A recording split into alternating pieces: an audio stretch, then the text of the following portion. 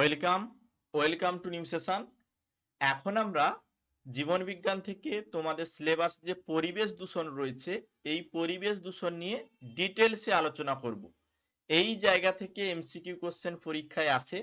তোমরা যারা এএনএম এবং জিএনএম এর এন্ট্রান্স এক্সাম দেবে তোমাদের জন্য পরিবেশ দূষণ এই চ্যাপ্টারটি প্রথমে আমি কনসেপ্ট বুঝিয়ে তারপরে এখান থেকে ক্যাটাগরি 1 অর্থাৎ 1 নম্বরের এমসিকিউ কোশ্চেন, তারপরে ক্যাটাগরি 2 অর্থাৎ 2 মার্কের যে এমসিকিউ কোশ্চেন গুলো হয় এবং যে টাইপের কোশ্চেন অলরেডি পরীক্ষায় দিয়েছে, যে টাইপের কোশ্চেন পরীক্ষায় আসতে পারে সেগুলো আমি ডিটেলসে আলোচনা করব। মনোযোগ সহকারে প্রথম থেকে শেষ পর্যন্ত এই ক্লাসটি অবশ্যই করবে। এই ধরনের ক্লাস আমি কন্টিনিউ করাচ্ছি, তাই অবশ্যই যারা চ্যানেলে নতুন এখনো চ্যানেলটিকে সাবস্ক্রাইব করনি চ্যানেলটি সাবস্ক্রাইব করে পাশে থাকা বেল আইকনে অল নোটিফিকেশন অন করে রাখবে এবং প্লেলিস্ট চেক করবে। চ্যানেলে ভিজিট করলে প্লেলিস্ট পেয়ে যাবে, ওখানে প্রত্যেকটি ক্লাস পরপর সাজানো রয়েছে। তোমরা অনেকেই জানো আমাদের যে নতুন ব্যাচ সেই ব্যাচে প্রত্যেক বছর আমরা বিগত বছরও পেইড ব্যাচ পড়িয়েছিলাম, পেইড ব্যাচে অনেক স্টুডেন্ট রয়েছে তারা কিন্তু গভর্নমেন্ট কলেজে চান্স পেয়েছে। আমাদের নতুন ব্যাচেও কিন্তু এবছর অ্যাডমিশন চলছে। তোমরা যদি চাও মাত্র 699 টাকা খরচ করে আমাদের নতুন পেইড ব্যাচে যুক্ত হতে পারো। এই ব্যাচটি পরীক্ষার আগে পর্যন্ত চলবে এবং এই ব্যাচে আমরা life science, physical science, mathematics, English, GK, reasoning তোমাদের সিলেবাস যে 6টি সাবজেক্ট রয়েছে প্রত্যেকটি সাবজেক্টের ডিটেলসে কনসেপ্ট অনুযায়ী class, mock test, suggestion set সমস্ত কিছুই প্রোভাইড করব। যারা অ্যাডমিশন করতে চাও নিচে দেওয়া এই হোয়াটসঅ্যাপ নাম্বারে যোগাযোগ করবে। প্রত্যেকদিন সন্ধ্যে থেকে আমাদের ক্লাসগুলো হয়। টোটাল আমরা ওয়ান টাইম পেমেন্ট নেব 699 টাকা, আর কোনো টাকা লাগবে না। যারা জয়েন করতে চাও হোয়াটসঅ্যাপ নাম্বারে হোয়াটসঅ্যাপ করে বিস্তারিত জেনে নেবে। তো কথা না বাড়িয়ে সরাসরি ক্লাসে চলে আসছি। এখন আমরা আলোচনা করব পরিবেশ দূষণ। তো পরিবেশ আমাদের চারপাশে যা কিছু রয়েছে সেটাকে আমরা কি বলি? পরিবেশ। এই পরিবেশ বিভিন্ন কারণে, শিল্পের কারণে হতে পারে বা বর্তমানে জনসংখ্যা বৃদ্ধির কারণে হতে পারে বা বায়ুতে বিভিন্ন কীটনাশক মিশে যাওয়া বা বায়ুতে বিভিন্ন ধূলিকণা, নোংরা, কলকারখানার ধোঁয়া সেইগুলো মিশে মানে হচ্ছে পরিবেশ যে নষ্ট হচ্ছে, এই যে পরিবেশটাকে দূষণ হচ্ছে বা পরিবেশের সম্পদটা ক্ষতিগ্রস্ত হচ্ছে সেটাকে আমরা এক কথায় কি বলবো? পরিবেশ দূষণ। এই পরিবেশ দূষণটা একদম সহজ চ্যাপ্টার, কিন্তু এই পরিবেশ দূষণ থেকে অ্যাডভান্স লেভেলের কোশ্চেন পরীক্ষায় দেয়। যেমন বিওডি কি, সিওডি কি, শব্দ দূষণের ফলে কি রোগ হয়, বায়ু দূষণের ফলে কি রোগ হয়, মৃত্তিকা দূষণের ফলে কি রোগ হয়, এই টাইপের কোশ্চেন পরীক্ষায় দেয়। দেখো এখন আমরা যদি বলি বায়ু দূষণ কি, তো তোমরা বলবে যে বায়ুতে বিভিন্ন ধরনের অপ্রয়োজনীয় কণা বা বিভিন্ন গ্যাস, নোংরা মানে নোংরা যে গ্যাস সেই গ্যাসগুলো মিশে যাওয়ার ফলে বায়ুটা যে দূষণ হচ্ছে সেটাই হচ্ছে বায়ু দূষণ। এই বায়ু দূষণের কারণ বিভিন্ন কারণে হতে পারে, যেমন বিভিন্ন green house gas. Green house gas কোনগুলো? Nitrous oxide, carbon monoxide, carbon dioxide, methane, chlorofluorocarbon, এই ধরনের গ্রিন হাউস গ্যাস বায়ুতে মিশে যাচ্ছে এবং তার ফলে বর্তমানে প্রচন্ড গরম পড়ছে, মানে গ্লোবাল ওয়ার্মিং এর সৃষ্টি হচ্ছে মূলত এই গ্রিন হাউস গ্যাসের কারণে। তাহলে এটা কি কারণে হচ্ছে? বায়ু দূষণের কারণে হচ্ছে। আর বায়ু দূষণ করছে কারা? এই গ্রিন হাউস গ্যাস। এই গ্রিন হাউস গ্যাসগুলোর নাম কি? Nitrous oxide, carbon monoxide, carbon dioxide, methane, chlorofluorocarbon, এইগুলো। তো এখানে যদি বলে প্রধান গ্রিন হাউস গ্যাসের নাম কি, তোমরা তখন বলবে কার্বন ডাই অক্সাইড প্রধান গ্রিন হাউস গ্যাস। ঠিক আছে, এইগুলো তোমরা মনে রাখো। তারপরে আবার কোশ্চেন দিতে পারে এসপিএম থেকে। তো এসপিএমটা কি? এই টাইপের কোশ্চেন বিগত বছর দিয়েছিল। এসপিএম মানে সাসপেন্ডেড পার্টিকুলেট ম্যাটার। এটি হচ্ছে ধোঁয়া, ধুলো, অ্যারোসল এই ধরনের ক্ষুদ্র ক্ষুদ্র মানে 10 ইউএম এর কম এমন কার্বন কণা বাতাসে মিশে যাচ্ছে, এইটাকে আমরা কি বলি? এসপিএম। বায়ু দূষণের জন্য এসপিএম, যেটা হচ্ছে সাসপেন্ডেড পার্টিকুলেট ম্যাটার, যেটা হচ্ছে খুব ক্ষুদ্র ক্ষুদ্র ধূলিকণা, তারপর হচ্ছে অ্যারোসোল বা ধুলো বা হচ্ছে কার্বন কণা, এইগুলোকে নিয়েই আমরা এসপিএম বলে থাকি। এই এসপিএম এর কারণে অ্যাজমা রোগ, ব্রঙ্কাইটিস রোগ, ফুসফুসের রোগ, এই রোগগুলো হয়ে থাকে। তো এই জায়গাগুলো আমরা জেনে রাখবো। তারপরে দেখো এই যে আমি বললাম বায়ু দূষণ, এই বায়ু দূষণের ফলে কি কি হয়? তো বায়ু দূষণের ফলে অ্যাসিড বৃষ্টি সৃষ্টি হয়। অ্যাসিড বৃষ্টি মানে বায়ুতে বিভিন্ন যে গ্যাসগুলো বললাম, গ্রিন হাউস গ্যাসগুলো বললাম, সেইগুলো মিশে যাওয়ার ফলে বায়ুতে এই গ্যাসগুলো থাকার জন্য বৃষ্টির জলের সঙ্গে এগুলো নেমে আসছে। তো এইগুলো যখন বৃষ্টির জলের সঙ্গে নেমে আসছে মানে যখন ভূপৃষ্ঠে চলে আসছে তখন কি হচ্ছে, এই বৃষ্টিটা অ্যাসিডে পরিণত হচ্ছে। আর এই অ্যাসিড বৃষ্টির জন্য মৃত্তিকার উপরে প্রভাব হচ্ছে, মৃত্তিকা অম্ল ধারণ করছে, মানে মাটিটা অম্ল হয়ে যাচ্ছে, বিভিন্ন পুরনো যে সমাধিসৌধ সেগুলো নষ্ট হচ্ছে, অরণ্য গাছপালা এইগুলো কি হচ্ছে পরপর কিন্তু চুন প্রয়োগের মাধ্যমে অ্যাসিড বৃষ্টির হাত থেকে রক্ষা করা যদিও সম্ভব, তবুও কিন্তু শস্য ক্ষেত্রে লাইমস্টোন প্রয়োগ করে মৃত্তিকার উর্বরতা বৃদ্ধি করা যায়, কিন্তু এগুলোকে নষ্ট করে দিচ্ছে। পাতা ঝরে যাওয়া, পাতা খসে যাওয়া, শুকিয়ে যাওয়া, এগুলো কিন্তু গাছের উপরে প্রচন্ড প্রভাব সৃষ্টি করছে, মানব স্বাস্থ্যের উপরেও প্রভাব করছে। বর্তমানে হৃৎপিণ্ডের সমস্যা, বুকের সমস্যা, ফুসফুসের সমস্যা, ক্যান্সার জনিত কারণ, অ্যাজমা, ব্রঙ্কাইটিস, এই লক্ষণগুলো কিন্তু এই গ্রিন হাউস গ্যাসের কারণেই হয়ে থাকছে। তো এখানে আমাদের মনে রাখতে হবে যে মানব স্বাস্থ্যের উপরে বায়ু দূষণ খুবই ক্ষতিকারক প্রভাব ফেলছে, এই জায়গাগুলো আমরা মনে রাখবো। অন্যান্য প্রতিকূল যে প্রভাব, অন্যান্য প্রতিকূল প্রভাব যেটা আমি বললাম, বিভিন্ন হচ্ছে ঐতিহাসিক সমাধিসৌধ, ঐতিহাসিক স্মৃতিসৌধ, লাইমস্টোন, মার্বেল নির্মিত যেগুলো, ক্যালসিয়াম কার্বনেটের মাত্রা এগুলো কি করছে বাতাসে মিশছে, ফলে স্টোন ক্যান্সার বা লেপ্রোসি এগুলো সৃষ্টি হচ্ছে। ফলে দেখবে বর্তমানে বিভিন্ন পুরনো সমাধিসৌধ ক্ষয়ে যাচ্ছে, ক্ষয়ে ক্ষয়ে পড়ে যাচ্ছে। তো এই কারণেই হচ্ছে, ঠিক আছে, এই জায়গাগুলো মনে রাখবে। তাছাড়া তোমরা জানো যে গ্রিন হাউস গ্যাসের কারণে ওজোন গহ্বরের সৃষ্টি হচ্ছে। তো ওজোন গহ্বর সৃষ্টির জন্য মূল যে দায়ী গ্যাস সেটা হচ্ছে সিএফসি গ্যাস। এই সিএফসি গ্যাস মূলত কোথায় থেকে আসে, রেফ্রিজারেটর, বর্তমানে এসি, ফ্রিজ, এই জায়গাগুলো থেকে মানে সিএফসি গ্যাস উৎপন্ন হয়। তো এই সিএফসি গ্যাস ওজোন গহ্বর সৃষ্টি করছে, মানে আন্টার্কটিকাতে সর্ববৃহৎ যে ওজোন, সেই ওজোন গ্যাসটা কি হচ্ছে পাতলা হয়ে গেছে, যার ফলে দেখবে বর্তমানে ইউভি রশ্মি পৃথিবীতে ঢুকে পড়ছে, আর তার ফলে ত্বকের ক্যান্সার, চোখে ছানি পড়া, এই রোগগুলো হচ্ছে। তো ওজোন গহ্বর সৃষ্টি হচ্ছে। তারপরে ফুসফুসের বিভিন্ন রোগের সৃষ্টি হচ্ছে, যেমন হাঁপানি, এমফ্রাইসেমা, ব্রঙ্কাইটিস, নিউমোনিয়া, অ্যালার্জি, এই সকল ফুসফুসের রোগ সৃষ্টি হচ্ছে। এই জায়গাগুলো আমরা মনে রাখবো। এবার এই জায়গা থেকে তোমাদের আরো একটা কথা বলে রাখি, এসপিএম ঘটিত মানুষের কয়েকটি পেশাগত রোগ, এই জায়গা থেকে কোশ্চেন অলরেডি পরীক্ষায় দিয়েছে, এই জায়গাগুলো তোমরা অবশ্যই দেখে রাখবে। এখানে দেখো এসপিএম ঘটিত মানুষের কয়েকটি পেশাগত রোগ। তো যারা কয়লা খনিতে কাজ করে, সেই কয়লা খনির শ্রমিকদের ব্ল্যাক ল্যাং ডিজিজ অর্থাৎ অ্যানথ্রাকোসিস এই রোগটি হয়। তো অ্যানথ্রাকোসিস এই রোগটি কাদের হয়, যারা কয়লা খনিতে কাজ করে। আবার যারা কাঁচ কারখানায় কাজ করে, যারা কাঁচ কারখানায় কাজ করে তাদের সিলিকোসিস এই রোগটি হয়। যারা তুলো শ্রমিক, তুলো কারখানায় কাজ করে, তাদের বিজিনোসিস এই রোগটি হয়। যারা অ্যাসবেস্টসের কাজ করে তাদের অ্যাসবেস্টোসিস এই রোগটি হয়। দেখবে এই কোশ্চেনটি বিগত বছর পরীক্ষায় দিয়েছিল। আমি যেখান থেকে কোশ্চেন পরীক্ষায় দিয়েছে লাইন বাই লাইন আমি তোমাদের বলে দিতে পারি, সেই জন্য তোমরা অবশ্যই মনোযোগ সহকারে ক্লাসগুলো করো।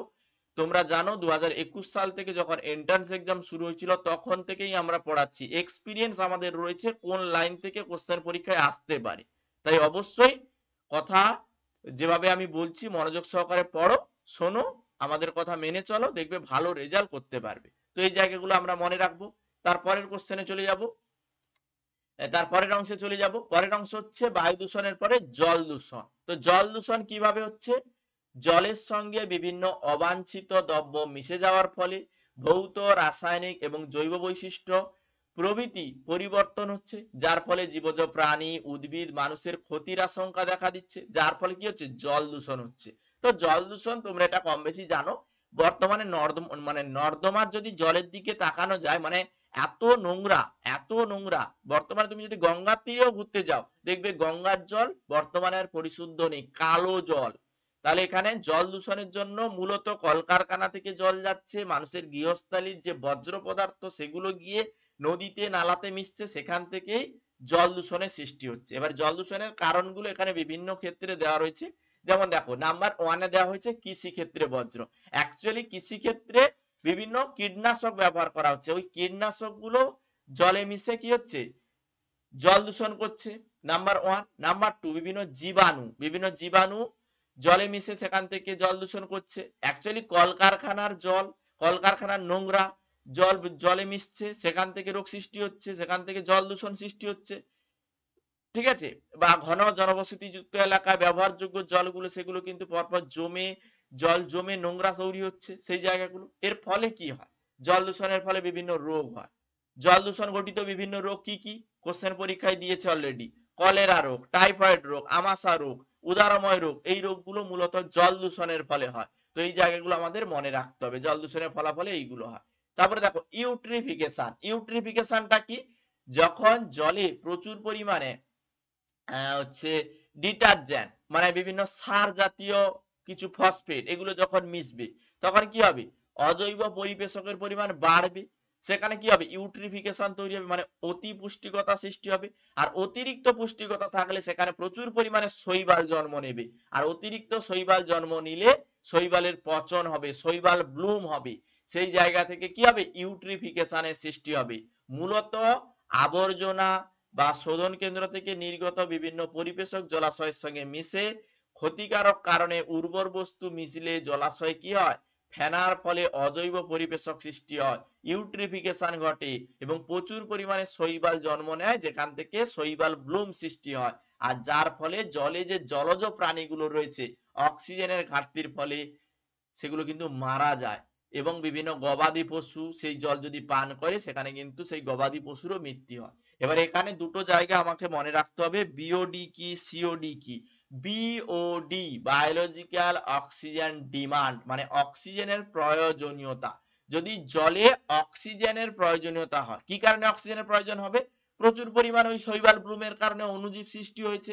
তাহলে কি হবে? প্রচুর পরিমাণে অণুজীব সৃষ্টি হলে জল থেকে কি হবে? অক্সিজেন কমে যাবে। অক্সিজেনের চাহিদাটাই হচ্ছে বিওডি। তাহলে কি বললাম? অক্সিজেনের চাহিদাটাই হচ্ছে বিওডি বায়োলজিক্যাল অক্সিজেন ডিমান্ড। আর সিওডিটা হচ্ছে তার বিপরীত। সিওডি হচ্ছে অক্সিজেনের পরিমাণ কেমিক্যাল, অর্থাৎ অক্সিজেনের পরিমাণ কেমিক্যাল অক্সিজেন ডিমান্ড বা সিওডি, যেটা হচ্ছে বিভিন্ন জৈব এবং অজৈব দূষণ পদার্থে সম্পূর্ণভাবে জারিত হওয়ার জন্য প্রয়োজনীয় অক্সিজেনের পরিমাণটাকেই হচ্ছে আমরা সিওডি বলবো। এই জায়গাগুলো আমরা মনে রাখবো, ঠিক আছে? তাহলে কেমিক্যাল অক্সিজেন ডিমান্ডটা হচ্ছে সিওডি, বায়োলজিক্যাল অক্সিজেন ডিমান্ডটা হচ্ছে বা অক্সিজেনের চাহিদাটা হচ্ছে বিওডি। এই দুটো মনে রাখবে। এবারে আমরা কি জানবো? জল দূষণের পরে প্রথমে বায়ু দূষণ, তারপরে জল দূষণ, এখন আমরা মৃত্তিকা দূষণ, মাটি দূষণ। মাটি দূষণটা কি সেটা আমরা জানবো। তো মৃত্তিকা দূষণ মূলত বিভিন্ন কীটনাশক ব্যবহারের ফলে, বিভিন্ন প্লাস্টিক জাত বস্তু ব্যবহার করার ফলে, বিভিন্ন যে নোংরা আবর্জনা যদি মাটিতে মেশে সেখানে কি হয়? মাটি দূষণ বা মৃত্তিকা দূষণ হয়। তাহলে এখানে মাটি দূষণের বিভিন্ন কারণ রয়েছে। নাম্বার 1 যদি আমি তোমাকে বলি, জীবাণু। তো মাটিতে আমরা বিভিন্ন আবর্জনা, পচা গলিত প্রাণীর দেহ, তারপরে যে শিল্পজাত বজ্র ইত্যাদি নিক্ষেপ করি। এই পদার্থ বিভিন্ন জীবাণু মাটিতে মিশছে এবং মাটির দূষণ ঘটাচ্ছে। তাহলে এটা হচ্ছে জীবাণুর মাধ্যমে মৃত্তিকা দূষণ। রাসায়নিক পদার্থ, মাটিতে বিভিন্ন রাসায়নিক সার যেমন অ্যামোনিয়া, ইউরিয়া, কীটনাশক, বিএইচসি, ডিডিটি, এগুলো মাটিতে মিশছে। এগুলো মিশে মাটিতে কি হচ্ছে? মৃত্তিকা দূষণ করছে। এর ফলে কি হচ্ছে? মৃত্তিকা দূষণের ফলে মানুষের বিভিন্ন রোগ হচ্ছে, যেমন টিটনাস রোগ। বিভিন্ন আঘাত জায়গা দেখবে কেটে গেলে আর সেগুলো শুকোতে চায় না, টিটনাস রোগ। বা এখান থেকে আবার বিভিন্ন রোগ হয় পারদ দূষণের ফলে, তারপরে যে সীসা দূষণের ফলে বিভিন্ন রোগ। এই জায়গা থেকে কোশ্চেন পরীক্ষায় অলরেডি দিয়েছে, এই জায়গাগুলো দেখে রাখবে। তো মনে রাখবে মৃত্তিকা দূষণের অন্যতম হচ্ছে সীসা দূষণ। সীসা দূষণের ফলে কি হয়? সীসা দূষণের ফলে ডিসলেক্সিয়া এই রোগটি হয়। ক্যাডমিয়াম থেকে কি রোগ হয়? ক্যাডমিয়াম দূষণের ফলে ইটাই ইটাই এই রোগটি হয়। পারদ দূষণের ফলে কি হয়? মিনামাটা রোগ হয়। তো এইগুলো হচ্ছে মৃত্তিকা দূষণের ফল। এই জায়গাগুলো মনে রাখবে। আর্সেনিক দূষণের ফলে আর্সেনিকোসিস এই রোগগুলোও কিন্তু হয়ে থাকে। এটা কিন্তু তোমাদের সিলেবাসে সীসা রয়েছে, ক্যাডমিয়াম রয়েছে আর পারদ রয়েছে। এই তিনটে মনে রাখবে, যে কোনো একটি কোশ্চেন পরীক্ষায় পেয়ে যাবে, ঠিক আছে? এই জায়গাগুলো তোমাকে মনে রাখতে হবে আর এগুলো একদম সাধারণ কোশ্চেন হয়। তারপরে দেখো জীব বিবর্ধন। জীব বিবর্ধন বলতে এক জন্ম প্রজন্ম থেকে আরেক প্রজন্মের মধ্যে যে দূষণটা ছড়িয়ে পড়ছে। মানে তোমাকে আমি যদি বলি যে বর্তমানে দেখবে ডিডিটির দূষণ। ডিডিটি বলতে ডাইক্লোরো ডাইফিনাইল ট্রাইক্লোরোইথেন। এই ডিডিটি বাতাসের সঙ্গে, জলের সঙ্গে, মাটিতে প্রচুর পরিমাণে মিশছে। এগুলো কিন্তু নষ্ট হয় না। এগুলো বংশ পরম্পরায় এক দেহ থেকে আরেক দেহের মধ্যে ছড়িয়ে পড়ছে, অর্থাৎ এক জীব থেকে আরেক জীবের মধ্যে ছড়িয়ে পড়ছে। তো বিভিন্ন প্রকার অপরিবর্তনীয় বিষাক্ত রাসায়নিক পদার্থ জীব শৃঙ্খল প্রবেশ করলে প্রতিটি খাদ্য স্তরে তাদের মানে গাঢ়ত্ব, তার গাঢ়ত্বের মাত্রা বৃদ্ধি হয়। সেক্ষেত্রে কি হয়, জীব বিবর্ধন হয়। আর এই জীব বিবর্ধনের ফলে বংশ পরম্পরায় পরপর কিন্তু ছড়িয়ে পড়ে। এরপরে দেখবে বর্তমানে দেখবে পাখি ডিম দেওয়ার আগেই কিন্তু ডিম ভেঙে যায়। ডিম যখন তা দিচ্ছে, ডিম বাচ্চা ফোটার আগে নষ্ট হয়ে যাচ্ছে। তারপরে হচ্ছে বর্তমানে কিন্তু দুধ, গরু দুধ দিচ্ছে না, ডিডিটি আক্রান্ত হচ্ছে। এই জায়গাগুলো কিন্তু মনে রাখবে। বা দেখবে মাছ ভক্ষণকারী পাখি মানুষের দেহে এই যে ফাইটোপ্লাঙ্কটন, এদের দেহ থেকে কিন্তু ডিডিটি বেশি ছড়াচ্ছে। সেখানে কিন্তু আমরা জায়গাটা মনে রাখতে পারি। ডিডিটি দূষণটা খুব বাজে, মানে খুব নোংরা জিনিসটা, খুব খারাপ বিষয়। তোমরা কম বেশি জানো যে বর্তমানে যে প্রজনন ক্ষমতা কমে যাওয়া, এটা কিন্তু ডিডিটি দূষণের ফলেই হয়। ঠিক আছে, এই জায়গাগুলো মনে রাখবে। তারপরে দেখো শব্দ দূষণ। তো আমরা বায়ু দূষণ, তারপরে জল দূষণ, মৃত্তিকা দূষণ, এবারে আমরা শব্দ দূষণ আলোচনা করব। তো শব্দ দূষণটা কি? অতিরিক্ত কর্কশ আওয়াজ। বর্তমানে যদি কোথাও কোনো অনুষ্ঠান হয়, কান রাখা যায় না, এত পরিমাণে আওয়াজ হয়। তো আমরা শব্দ দূষণ শুধুমাত্র যে শব্দ হলেই সেটাকে বলবো এমনটা নয়। যদি আমরা দেখি শব্দের একটা নির্দিষ্ট তীব্রতা, এই তীব্রতা মাপা হয় ডেসিবেল এককে। যদি শব্দটা অতিরিক্ত হয়, মানে 65 ডেসিবেলের ওপরে যদি শব্দ হয়, তখন সেটাকে আমরা শব্দ দূষণ হিসেবে চিনি। এবারে শব্দ দূষণ বিভিন্ন কারণে হয়, সেখানে যানবাহন, শিল্প, এই সকল কারণে কিন্তু হয়ে থাকে। এবারে শিল্পজাত কারণ, তারপরে যানবাহনজাত কারণ, এটা তো কমন। কিন্তু বর্তমানে দেখবে কোথাও অনুষ্ঠান হলে, কোথাও কোনো কেউ যদি ঘুরতে যায়, পিকনিক করে, তারা কিন্তু খুব জোরালো আওয়াজে কি করে, মাইক বক্স এরা চালায়। তাহলে এটা কি শব্দ দূষণ করে। এই শব্দ দূষণটা কিন্তু খুব মারাত্মক বিষয়, কারণ শব্দ দূষণের ফলে আমাদের কানের পর্দা ছিঁড়ে যেতে পারে। বর্তমানে হৃদযন্ত্রের যে সমস্যা, দেখবে মানুষ খুব তাড়াতাড়ি, এখনকার দিনের মানুষ দেখবে হার্ট অ্যাটাকটা খুব বেশি হচ্ছে। কেন হচ্ছে? মূলত কিন্তু শব্দ দূষণ বেশি হলে হার্ট অ্যাটাকটা হয়। অর্থাৎ শ্বেতকণিকার মাত্রা বেড়ে যায়, ধমনীতে রক্তচাপ বেড়ে যায়, সেখান থেকেই কিন্তু হার্ট অ্যাটাকের সৃষ্টি হয়। এখানে কিন্তু এই বিষয়টা মাথায় রাখতে হবে। এই জায়গাগুলো কিন্তু অবশ্যই খেয়াল করে চলবে। মূলত আমাদের দেহ মূলত 100 ডেসিবেলের মধ্যে যদি কোনো শব্দ হয়, সেটাকে সহ্য করতে পারে। এর বেশি হলে আমাদের কান কিন্তু তালা মেরে যায়, কানটা কিন্তু বধির হওয়ার সম্ভাবনা থাকে। এই জায়গাগুলো আমরা জানবো, ঠিক আছে। বা অন্যান্য প্রাণীর উপরে প্রভাবটা ফেলে, তোমরা জানো, বিড়াল, কুকুর পটকার আওয়াজ পেলে ভয় পায়, বা এরা বিভিন্ন ভাবে আচরণ করে, খারাপ আচরণ করতে থাকে এই শব্দ দূষণের কারণে। তো এখান থেকে ক্যাটাগরি 1, অর্থাৎ 1 নম্বরের যে এমসিকিউ কোশ্চেন গুলো হয়, যে টাইপের কোশ্চেন পরীক্ষায় আসতে পারে, এবং ক্যাটাগরি 2, অর্থাৎ যে এমসিকিউ কোশ্চেন গুলো 2 নম্বরের কোশ্চেন, যে টাইপের কোশ্চেন পরীক্ষায় আসতে পারে এবং কি কোশ্চেন গুলো পরীক্ষায় দিয়েছে, সেগুলো আমি পরপর আলোচনা করছি। যেহেতু কনসেপ্ট বুঝিয়ে দিয়েছি, আশা করি এইখান থেকে তুমি কোশ্চেনের অ্যান্সার গুলো করতে পারবে। তো ক্যাটাগরি 1 এর প্রথম কোশ্চেন, এরোসোল গঠিত হয়। এরোসোল গঠিত হয় ফুলের রেণু দিয়ে, জল ও নাইট্রোজেন দিয়ে, ধুলো, ধোঁয়া ও কুয়াশা দিয়ে, ওজোন, অক্সিজেন ও জল দিয়ে। তো রাইট অ্যান্সার কি হবে? খুব ভালো কোশ্চেন, তোমরা ফটাফট অ্যান্সার করো। এই টাইপের কোশ্চেন পরীক্ষায় দেবে। তো আমরা জানি অ্যারোসোল, অ্যারোসোল মানে বায়ুতে মিশে থাকা সূক্ষ্ম সূক্ষ্ম ধুলোকণা, ধোঁয়াকণা, কুয়াশা, এইগুলো। তো এখানে আমরা বলবো অ্যারোসোল গঠিত হয় ধুলো, ধোঁয়া এবং কুয়াশা দিয়ে। ধুঁয়ো, ধোঁয়া এবং কুয়াশা, অতি সূক্ষ্ম কঠিন কণাগুলো যখন মিশছে বাতাসে, বায়ু দূষণ করছে, সেটাকে আমরা এক কথায় বলতে পারি এরোসোল। তার পরের কোশ্চেনে চলে যাব। আর কি কোশ্চেন এখান থেকে হতে পারে, কি টাইপের কোশ্চেন পরীক্ষায় দেয়? তো এর পরের কোশ্চেনে বলছে যে আর্সেনিক দূষণ কোন প্রকার দূষণের সঙ্গে সম্পর্কিত? আর্সেনিক দূষণ। তো আর্সেনিক দূষণ বায়ু দূষণ, জল দূষণ, শব্দ দূষণ নাকি তেজস্ক্রিয় দূষণ? তো আর্সেনিক দূষণ, আর্সেনিক দূষণ কি কারণে হয়? বিভিন্ন ভূগর্ভস্থ জলের সঙ্গে কিন্তু মিশে কিন্তু আর্সেনিক দূষণ হয়। দেখবে আর্সেনিকোসিস, মানুষের হাতের চামড়া, পায়ের চামড়া উঠে যাওয়া, আর্সেনিক দূষণের ফলে হয়। তো এখানে মনে রাখতে হবে, যদি জলে 0.005 mg তার উপরে আর্সেনিক জলে মিশে থাকে, তাহলে সেটা আর্সেনিক দূষণ। এই আর্সেনিক দূষণ এক ধরনের কিন্তু জল দূষণ। তো এখানে রাইট অ্যান্সার হবে জল দূষণ। ভূগর্ভস্থ জল, এই ভূগর্ভস্থ জলে যদি বেশি পরিমাণে আর্সেনিক থাকে, সেটা হচ্ছে স্বাস্থ্যের পক্ষে বিপজ্জনক, এটা হচ্ছে জল দূষণ। তারপরের কোশ্চেনে চলে যাব। তারপরের কোশ্চেন কি বলছে? অ্যাসিড বৃষ্টিতে থাকে। অ্যাসিড বৃষ্টিতে কি কি থাকে?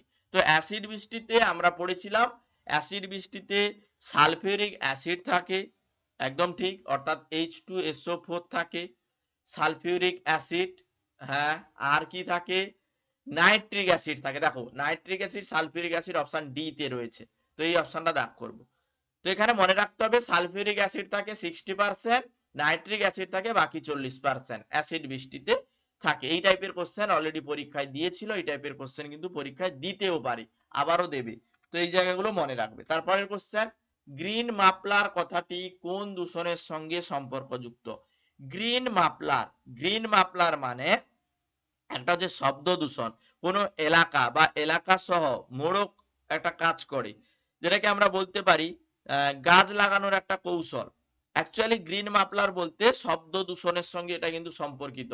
অনেকে এই জায়গাটা মাটি দূষণ বা অন্য কিছু বুঝাবে, কিন্তু অ্যাকচুয়ালি গ্রিন মাফলার মানে বোঝানো হচ্ছে কোন একটা বৃহৎ এলাকা জুড়ে সেই জায়গায় কিন্তু প্রচুর পরিমাণে জনবহুল বা রাস্তার ধারে প্রচুর পরিমাণে গাছ লাগানো হচ্ছে, গ্রিন মাফলার তৈরি করা হচ্ছে, শব্দ দূষণের সঙ্গে কিন্তু এটা সম্পর্কিত হয়েছে।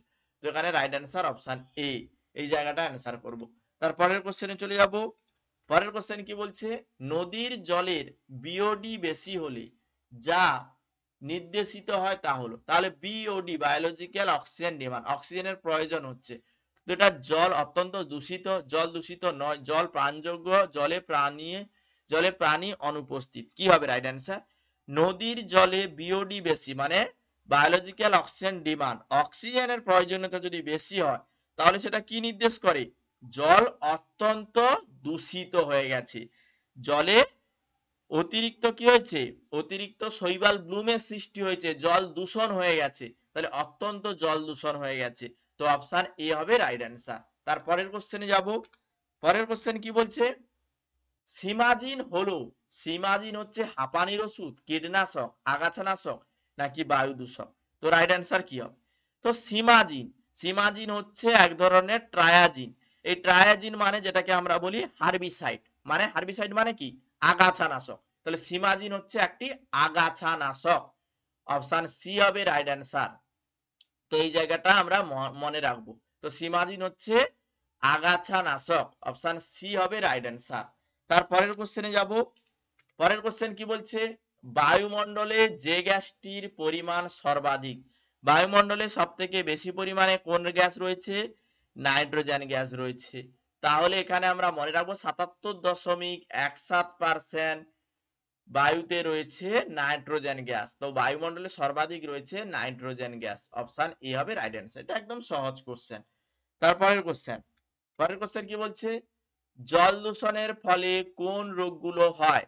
তো আমাদের ক্লাসের মধ্যেই আমি বলেছি জল দূষণের ফলে কলেরা, টাইফয়েড, জন্ডিস, আমাশয়, হেপাটাইটিস এ, পোলিও এই ধরনের রোগ হয়। তো জল দূষণের ফলে অপশন রয়েছে আমাশয়, জিয়ারডিয়াসিস, পক্স, হেপাটাইটিস, তো এখানে রাইট অ্যান্সার হবে জল দূষণের ফলে যে রোগটি হয়, জল দূষণের ফলে যে রোগটি হয় সেটা হচ্ছে আমাশয় রোগ, তো right answer option A, option A হবে রাইট অ্যান্সার। আশা করি ক্লিয়ার, বুঝতে পেরেছো। পরবর্তী কোশ্চেনে চলে যাব। পরের কোশ্চেন কি রয়েছে, ইউট্রোফিকেশনের ফলে বৃদ্ধি পায়, ইউট্রোফিকেশনের ফলে কি বৃদ্ধি পায়? ছত্রাক, প্রোটোজোয়া, প্লাঙ্কটন নাকি শৈবাল বৃদ্ধি পায়? তো মনে রাখতে হবে ইউট্রিফিকেশন, ইউট্রিফিকেশনের ফলে প্রচুর পরিমাণে জলজ বাস্তুতন্ত্রে শৈবাল এবং জলজ উদ্ভিদ মানে যেগুলো ফাইটোপ্লাঙ্কটন বৃদ্ধি পায়, সেখানে জলের গুণমান কি হয়, হ্রাস পায়, অক্সিজেনের পরিমাণ কমে যায়, তাহলে সেখানে কি বৃদ্ধি পাচ্ছে? ফাইটোপ্লাঙ্কটন বৃদ্ধি পাচ্ছে, মানে প্লাঙ্কটন বৃদ্ধি পাচ্ছে, শৈবাল বৃদ্ধি পাচ্ছে, মানে ফাইটোপ্লাঙ্কটন মানে কি, শৈবালের কথা বলা হচ্ছে, বাস্তুতন্ত্রের শৈবাল, জলজ উদ্ভিদ, ফাইটোপ্লাঙ্কটন, শুধু প্লাঙ্কটন নয়, ফাইটোপ্লাঙ্কটন হলে ঠিক হতো, তো এখানে শৈবাল অ্যান্সারটি পাচ্ছে, এটা দাগ করব। তো ইউট্রিফিকেশনের ফলে কি বৃদ্ধি পায়? শৈবাল বৃদ্ধি পায়, অর্থাৎ বাস্তুতন্ত্রে শৈবাল এবং জলজ উদ্ভিদ মানে ফাইটোপ্লাঙ্কটন অতিরিক্ত বৃদ্ধি পায়, ঠিক আছে। প্লাঙ্কটন মূলত দুটো প্রকারের হয়, জু প্লাঙ্কটন, ফাইটোপ্লাঙ্কটন, ফাইটোপ্লাঙ্কটন মানেই হচ্ছে জলজ উদ্ভিদ, তো এখানে শুধু প্লাঙ্কটন আছে বলে আমি এই অপশনটা দাগ করছি না, শৈবাল অপশনটা দাগ করছি, আশা করি বুঝতে পেরেছো, ক্লিয়ার। তারপরের কোশ্চেনে আমরা চলে যাব। পরের কোশ্চেন কি বলছে, পানীয় জলে আর্সেনিকের সহনশীল মাত্রা কত? ভেরি ভেরি ইম্পর্টেন্ট কোশ্চেন, এই কোশ্চেনটি পরীক্ষায় আসতে পারে। পানীয় জলে আর্সেনিকের পরিমাণ তোমাকে মনে রাখতে হবে 0.05 mg/লিটার, পানীয় জলে আর্সেনিকের সহনশীল মাত্রা 0.05 mg পার লিটার, এর থেকে যদি বেশি হয় তাহলে কি হয়, জল দূষণ হয়। তো এখানে right answer option A, option A হবে রাইট অ্যান্সার। ঠিক আছে, এটা তোমরা মনে রাখবে। এবারে এখান থেকে 2 মার্কের কোশ্চেন, ক্যাটাগরি 2 এর যে কোশ্চেন গুলো হয়, যে টাইপের কোশ্চেন পরীক্ষায় দিতে পারে, এক এক করে আমি আলোচনা করছি। প্রথম কোশ্চেন, নিম্নলিখিত গুলোর মধ্যে কোনগুলো নন আয়োনাইজিং রেডিয়েশন, নিম্নলিখিত গুলোর মধ্যে কোনগুলো নন আয়োনাইজিং রেডিয়েশন? অপশনে রয়েছে আলফা কণা, গামা কণা, অতিবেগুনি রশ্মি, মাইক্রোওয়েভস। রাইট অ্যান্সার কি হবে? তো এখানে তোমাকে একটা বিষয় মনে রাখতে হবে যে এখানে নন আয়োনাইজিং রেডিয়েশনের কথা বলছে। তো নন আয়োজিং রেডিয়েশনটা কি? যেটা হচ্ছে তড়িৎ চুম্বকীয় বিকিরণ বা পরমাণু থেকে ইলেকট্রন বের হতে পারছে না, সেটা হচ্ছে নন আয়োজিং রেডিয়েশন। এবারে নন আয়োজিং রেডিয়েশনে আমরা যদি দেখি যে অতিবেগুনি রশ্মি, এই অতিবেগুনি রশ্মি কিন্তু নন আয়োজিনিং রেডিয়েশন, অপশন সি এটা ঠিক। আবার দেখো মাইক্রোওয়েভস, এটাও কিন্তু নন আয়োনাইজিং রেডিয়েশন, কারণ এখানে কি হয়, তড়িৎ চুম্বকীয় বিকিরণ বা পরমাণু থেকে ইলেকট্রন বের হতে পারে না, যেমন রেডিও ওয়েভ, মাইক্রোওয়েভ, তারপরে তোমাকে আমি বললাম অতিবেগুনি রশ্মি, ইনফ্রারেড, হচ্ছে ইনফ্রারেড, তারপর বললাম মাইক্রোওয়েভস, বললাম অতিবেগুনি রশ্মি বললাম, এগুলো হচ্ছে নন আয়োজেনিক রেডিয়েশন। অপশন সি আর অপশন ডি দুটো অ্যান্সার এখানে ঠিক, যেহেতু ক্যাটাগরি 2 এর কোশ্চেন, এখানে একটি অপশন বা দুটো অপশন বা তিনটে বা চারটি অপশনও ঠিক হতে পারে, যে কোনো অপশনগুলো ঠিক হবে, যে কোনো যে অপশনগুলো ঠিক হবে তোমাকে সেইগুলোই দাগ করতে হবে, তবে তুমি 2 এর 2 নাম্বার পাবে। তারপরের কোশ্চেনে চলে যাচ্ছি, ভারী ধাতুর কীটনাশকদের অন্যতম হলো, ভারী ধাতুর কীটনাশকদের অন্যতম কি? ডিডিটি, সাবানজল, বিএসসি, তারপরে রয়েছে ম্যালাথিয়ন। কি হবে রাইট অ্যান্সার? ভারী ধাতুর কীটনাশকদের মধ্যে অন্যতম হচ্ছে, এখানে যে অপশন রয়েছে দেখো ডিডিটি, তারপরে রয়েছে সাবানজল, তারপরে রয়েছে দেখো বিএসসি, তারপরে রয়েছে দেখো ম্যালাথিয়ন। তো এখানে সাবানজল কিন্তু ভারী ধাতু কীটনাশকদের মধ্যে পড়ছে না, বাকি যে ডিডিটি রয়েছে, বিএসসি রয়েছে, ম্যালাথিয়ন রয়েছে, এগুলো কিন্তু ভারী ধাতুর কীটনাশক। তাছাড়া তুমি সীসা, ক্রিমিয়াম, ক্যাডমিয়াম, আর্সেনিক মিশ্রিত জল, এগুলো কিন্তু ভারী ধাতুর কীটনাশক। তো এই জায়গাগুলো আমরা মনে রাখবো। এবার এখানে একটা বিষয় তুমি মাথায় রাখো, কীটনাশকের কথা বলেছে, ভারী ধাতুর বিষক্রিয়া, আর্সেনিক দূষণ, ক্যাডমিয়াম দূষণ, ক্রিমিয়াম দূষণ, সীসা দূষণ, কিন্তু কীটনাশক যখন বলেছে তাহলে ডিডিটি এটা হচ্ছে কীটনাশক, বিএসসি এটাও কীটনাশক, তারপরে হচ্ছে ম্যালাথিয়ন এটাও কিন্তু কীটনাশক। তাহলে এখানে আমরা তিনটে অপশন ঠিক পাচ্ছি, অপশন এ, অপশন সি আর অপশন ডি, এই তিনটে ঠিক হবে। আশা করি ক্লিয়ার। বিএইচসি বেঞ্জামিন হেক্সাক্লোরাইড, এটা তুমি মনে রাখতে পারো। ডিডিটির ফুল ফর্ম ডাইক্লোরোডাইফেনাইল ট্রাইক্লোরিথাম, তোমরা জানো এটা। তো এই টাইপের কোশ্চেন কিন্তু পরীক্ষায় দেয়। তারপরের কোশ্চেন ক্যাটাগরি 2 অর্থাৎ 2 মার্কের কোশ্চেন, নিচের কোনগুলো ধোঁয়াশা সৃষ্টির জন্য দায়ী? তো ধোঁয়াশা সৃষ্টির জন্য কোনগুলো দায়ী? তো আমরা জানি ধোঁয়াশা সৃষ্টির জন্য জীবাশ্ম জ্বালানি পোড়ানো বা শিল্প যানবাহন থেকে যে দূষণ, যে নাইট্রোজেন অক্সাইড এবং হাইড্রোজেন সামগ্রী বিক্রিয়া, মূলত এখানে যে অপশনগুলো রয়েছে দেখো NO2 নাইট্রোজেন অক্সাইড, তারপরে দেখো এখানে অপশানে রয়েছে H2SO4 এটা, তারপরে রয়েছে দেখো SO2, এগুলো কি ধোঁয়াশা সৃষ্টির জন্য দায়ী। তো এখানে দেখো NO2, H2SO4, SO2 এগুলো হচ্ছে ধোঁয়াশা সৃষ্টির জন্য দায়ী, এই জায়গাগুলো মনে রাখবে। তারপরের কোশ্চেনে আমরা চলে যাব। পরের কোশ্চেন কি বলছে? পরের কোশ্চেন বলছে শৈবালের ক্ষতিকারক যে টক্সিন সেটা কি? শৈবালের ক্ষতিকারক যে টক্সিন সেগুলো কি কি? প্লাস্টিক শৈবাল থেকে ক্ষতিকারক টক্সিন না, অ্যানথ্রাক্স তাও নয়, নিউরোটক্সিন এবং হেপাটোটক্সিন, নিউরোটক্সিন এবং হেপাটোটক্সিন এইগুলো হচ্ছে শৈবালের ক্ষতিকারক টক্সিন। তো অপশন সি আর ডি দুটো অ্যান্সার ঠিক। শৈবালের ক্ষতিকারক টক্সিন গুলো হচ্ছে নিউরোটক্সিন এবং হেপাটোটক্সিন, অপশন সি আর ডি দুটো অ্যান্সার ঠিক হবে। আশা করি ক্লিয়ার, বুঝতে পেরেছো। তারপরের কোশ্চেনে চলে যাব। পরের কোশ্চেন কি বলছে? স্টোন ক্যান্সার দেখা যায়, স্টোন ক্যান্সার দেখা যায় কোথায়? তাজমহলের ক্ষেত্রে একদম ঠিক, তাজমহলের ক্ষেত্রে আমরা স্টোন ক্যান্সার এটা পেয়েছিলাম। ভিক্টোরিয়া মেমোরিয়ালের ক্ষেত্রে, হ্যাঁ ভিক্টোরিয়া মেমোরিয়াল মানে ভিক্টোরিয়া মেমোরিয়াল ক্ষেত্র এটা হচ্ছে কি ঐতিহাসিক সৌধ, তাহলে ঐতিহাসিক বিভিন্ন সমাধিসৌধ বা ঐতিহাসিক যে স্থাপত্য সেখানে অ্যাসিড বৃষ্টির ফলে স্টোন ক্যান্সারের সৃষ্টি হচ্ছে, সেখান থেকে পাথর খসে পড়ছে বা পাথরগুলো কি হচ্ছে ডিফেক্টিভ হচ্ছে, বা সেখান থেকে তার যে এটা মলিনতা সেগুলো নষ্ট হচ্ছে, মূলত কি কারণে? স্টোন ক্যান্সারের কারণে। আর স্টোন ক্যান্সার মূলত অম্ল বৃষ্টির কারণেই হয়ে থাকে। তো এই জায়গায় তোমাকে মনে রাখতে হবে তাজমহলের ক্ষেত্রে, ভিক্টোরিয়া মেমোরিয়ালের ক্ষেত্রে, কৈলাস মন্দিরে হবে না, চারমিনারের ক্ষেত্রে হবে না। তো তাজমহলের ক্ষেত্রে, ভিক্টোরিয়া মেমোরিয়ালের ক্ষেত্রে কি হয়? পাথরের ক্যান্সার বা stone cancer, actually stone cancer বলে কিছু হয় না, এই সমাধিসৌধগুলো নষ্ট হয়ে যাচ্ছে বলে পাথরের ক্যান্সারের সঙ্গে তুলনা করা হয়েছে এটাকে। ঠিক আছে, অপশন এ আর বি দুটো অ্যান্সার ঠিক, দুটো অ্যান্সারই দাগ করবে। এই টাইপের আরো কোশ্চেন রয়েছে, তোমরা যদি আরো কোশ্চেন অ্যান্সার প্র্যাকটিস করতে চাও তোমরা প্লে স্টোরে গিয়ে লার্ন মাইল এটা লিখে সার্চ করবে, এই অ্যাপটি পাবে। এখানে ডেইলি প্র্যাকটিস সেশন, প্রত্যেকটি প্রিভিয়াস ইয়ারের question answer, free test, free material পাবে। এই জায়গায় তোমরা কোশ্চেন অ্যান্সার প্র্যাকটিস করো। যারা জিএনএম এএনএম এর প্রস্তুতি নিচ্ছ তোমরা অবশ্যই লার্ন মাইল অ্যাপটি প্লে স্টোর থেকে ইনস্টল করে পড়াশোনাটা কন্টিনিউ করো, প্র্যাকটিস সেশনটা কন্টিনিউ করো, তাহলে কিন্তু তোমাদের প্রিপারেশনটা আরো ভালো হবে। এই জায়গাগুলো মাথায় রাখো। এর আগে যে ক্লাসগুলো করেছি আমি প্লে লিস্ট করে দিয়েছি, প্রত্যেকটি ক্লাস সাজানো রয়েছে, তোমরা দেখতে পারবে। এবং যারা আমাদের নতুন ব্যাচে অ্যাডমিশন করতে চাও, অন্যান্য স্টুডেন্ট যেভাবে গভর্নমেন্ট কলেজে চান্স পেয়েছে আমাদের কাছে পড়ে বিগত বছর, তোমরাও যদি কম সময়ে ভালোভাবে প্রস্তুতি নিতে চাও মাত্র 699 টাকা খরচ করো। এক্সামের আগে পর্যন্ত অল সাবজেক্টের লাইভ ক্লাস কনসেপ্ট বুঝিয়ে একদম ডিটেলসে বোঝানো হবে, mock test, suggestion set, all over everything তোমরা মাত্র 699 টাকা পেমেন্ট করলে পেয়ে যাবে। বিস্তারিত জানতে হোয়াটসঅ্যাপ করে আমাদের সঙ্গে কন্টাক্ট করে নেবে। আর অবশ্যই এর আগের ক্লাসগুলো দেখবে, ক্লাস ভালো লাগলে একটি করে লাইক করবে, ইউটিউবে যে ক্লাসগুলো দিচ্ছি প্র্যাকটিস করতে থাকো, ক্লাসগুলো বন্ধুদের সঙ্গে শেয়ার করো, কন্টিনিউ আমরা এইভাবে ক্লাসগুলো প্র্যাকটিস করাবো। আশা করি আজকের ক্লাস তোমাদের ভালো লেগেছে। আজকের ক্লাস আমরা এখানেই শেষ করছি। ওকে।